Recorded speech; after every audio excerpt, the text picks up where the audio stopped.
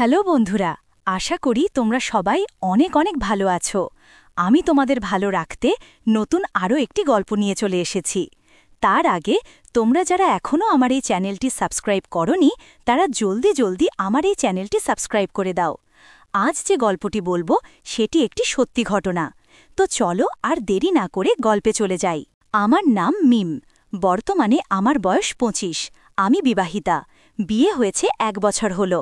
আমি দেখতে অনেক ফর্সা, শরীরে দুটো জায়গা ছাড়া পুরো শরীর ফর্সা। তোমরা হয়তো বুঝতে পেরেছ আমি কোন জায়গার কথা বলেছি।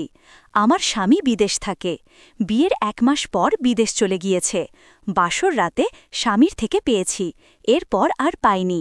বলতে পারো ইচ্ছা আছে, কিন্তু উপায় নেই। স্বামীর আবার সমস্যার কারণে বাচ্চাও হয়নি।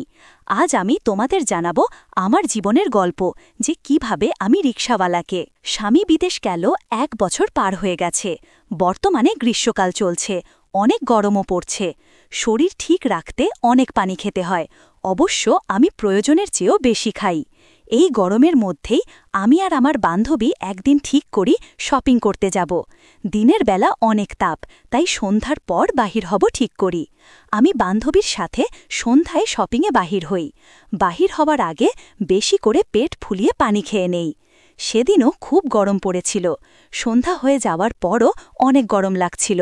আমি বান্ধবী কেনাকাটা করে বান্ধবীর বাসায় গেলাম। কেনাকাটা করতে করতে অনেক সময় পার হয়ে যায়, বুঝতে পারিনি কখন ১০টা বেজে গেল। এরপর বান্ধবীর সাথে কিছুক্ষণ তার বাসায় আড্ডা দেই। আড্ডা দিতে দিতে আবার ১ লিটারের মতো পানি খেয়ে ফেলেছিলাম। এরপর বেরিয়ে গেলাম বাসার উদ্দেশ্যে। বান্ধবীর বাসা থেকে বেরিয়ে রিকশার জন্য অপেক্ষা করতে থাকি। অনেক পর একটা রিকশা পেলাম, কিন্তু রিকশাওয়ালা ভাড়া চাচ্ছে ২০০ টাকা। অনেক রাত হওয়ায় রিকশাওয়ালাটা অতিরিক্ত ভাড়া চাচ্ছে, আর আশেপাশে আর রিকশাও নেই। তাই উঠে পড়লাম। রিকশাওয়ালাটার বয়স বেশি না, ৩৫ বছরের মতো হবে। যাই হোক, কথার কথায় বাসার কাছাকাছি পৌঁছে গেলাম। প্রচণ্ড গরম পড়ায় আধ ভেজা হয়ে গেছি। রিকশাওয়ালাও কাক ভেজা। বাসা থেকে কিছু দূরে আসার পর মনে হলো যে আমি আমার পার্সটা আমার বান্ধবীর বাসায় ভুলে এসেছি। পার্সের মধ্যে আমার সব টাকা ছিল। এর মধ্যে বাসার সামনে চলে এলাম। বাসাটা ছিল নিচতলা। আমি রিকশাওয়ালাকে বললাম, তুমি দাঁড়াও, আমি টাকা নিয়ে আসছি। ও আচ্ছা বলে গেটের সামনে দাঁড়াল। দরজার সামনে গিয়ে মনে পড়ল বাসার চাবিও পার্সে। আমি পিছনে ঘুরে গিয়ে রিকশাওয়ালাকে বললাম সব। জানতে চাইলাম হাতুড়ি জাতীয় কিছু আছে কিনা। ও একটা ছোট্ট রডের টুকরা আনল। বলল, চলেন আপা, তালা ভেঙে দেই। আমি দরজার সামনে নিয়ে গেলাম। লোহার টুকরাটা দিয়ে অনেকক্ষণ যাবৎ চেষ্টা করার পর তালা খুলে গেল। তালাটা খুবই শক্ত ও দামি ছিল, তবুও কিভাবে জানি খুলে ফেলল। কি শক্তি রে বাবা!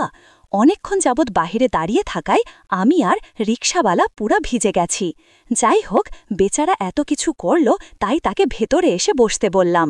ঘরে ঢুকে লাইট জ্বালানোর পর তাকে একটা তোয়ালে দিয়ে গা মুছতে বললাম। রিকশাওয়ালা ১ গ্লাস পানি চেয়ে বসে, তাই তার জন্য পানি আনতে কিচেন রুমে গেলাম।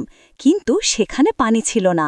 বাসায় না থাকায় ট্যাঙ্কে পানি পুরানো হয়নি, আর আমিও যা পানি ছিল সব খেয়ে বেরিয়েছিলাম। কিছু করার ছিল না, তাই রিকশাওয়ালাকে বলি পানি নেই। যাই হোক, রিকশাওয়ালাকে বসতে বলে আমিও চেঞ্জ করতে গেলাম। ওই দিন শাড়ি পরেছিলাম, তাই শুধু শাড়ি খুলে একটা টি-শার্ট আর প্লাজো পরে নিলাম। চেঞ্জ করে রুম থেকে বেরোতে গিয়ে দেখলাম সে এতক্ষণ দরজার ফাঁক দিয়ে দেখছিল। আমি রেগে গিয়ে বাহিরে এসে তাকে চড় মেরে বসলাম। বলল, আপা, ভুল হয়ে গেছে, মাফ করে দেন, আমার টাকা দেন, চলে যাই। আমি রেগে বেডরুমে গেলাম। কি, আলমারির চাবিও ভুলে পার্সের করে সাথে নিয়ে গেছি। কি হবে এখন? আমার সব টাকা যদিও পার্সেই রয়ে গেছে, তাও খুঁজে দেখি কিছু পাই কিনা। অনেক খুঁজে ৫০ টাকা পেলাম। রিকশাওয়ালার কাছে এসে নরম গলায় সব বললাম। ৫০ টাকা এগিয়ে দিতে সে নিতে রাজি না। ধমকের সুরে বলল, টাকা না দিলে কিন্তু ভালো হবে না। আমি নিরুপায় হয়ে বোঝানোর চেষ্টা করলাম, কিন্তু সে শুনতে রাজি না। উত্তেজিত হয়ে গেল। উত্তেজিত হয়ে আমাকে বলল, এত কষ্ট করে নিয়ে এলাম, পানি চাইলেন তাও দিলেন না, আবার তার উপর মারও দিলেন। মারার কথা তুলাতে আমি বললাম, তুমি দেখছিলা কেন? তোমাকে মারাই উচিত। এবার সে গালাগাল শুরু করল। আমি প্রতিবাদ করতে গেলে আমাকে উল্টো বলে, 2 ঘন্টা কি করে আসছেন ওটা কিছু না, আমি দেখছি তাতেই দোষ। আমি আরও রেগে গেলাম। রেগে গিয়ে আমিও তাকে গালিগালাজ করলাম। এতে রিকশাওয়ালা লোকটা আরও ক্ষিপ্ত হয়ে গেল। এবার সে বলে, টাকা না দিলে আমি অন্যভাবে উসুল করে নিয়ে নিব। এই বলে সে ঘরের মেন দরজা বন্ধ করে দিয়ে আমার দিকে এগিয়ে এলো। আমি দৌড়ে বেডরুমে ঢুকে দরজা আটকাতে গেলে সে ধাক্কা দিয়ে রুমে ঢুকে গেল। আমি ছাড়াতে চাইলে চড় মেরে ফ্লোরে ফেলে দিল। লোকটার গায়ে অনেক শক্তি, এক চড়ে আমার মাথা ঘুরে গেল। টি শার্ট দিয়ে লোকটা আমার হাত বেঁধে দিল।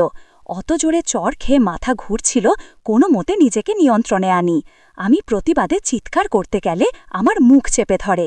আমি সব কিছু ঢেকে রাখার চেষ্টা করি। তা দেখে লোকটা হাহা করে হাসতে শুরু করে।